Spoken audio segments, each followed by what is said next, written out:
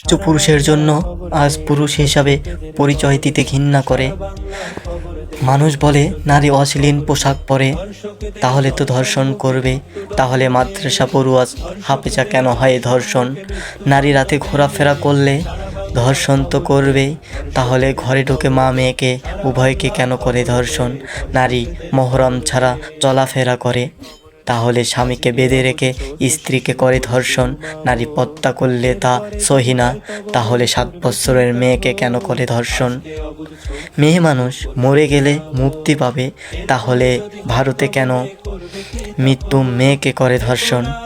কি পুরুষ জাতি আমরা, পরিচয় দিতে করে এখন ঘৃণা।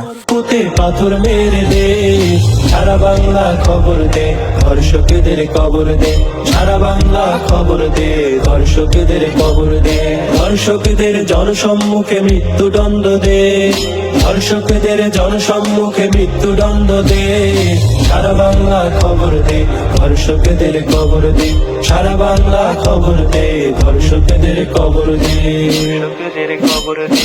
কোনো মূল্যেই মানি না পশু ধর্ষকদের সাথে, মানুষ রূপী জন্ম নিলেও পশু।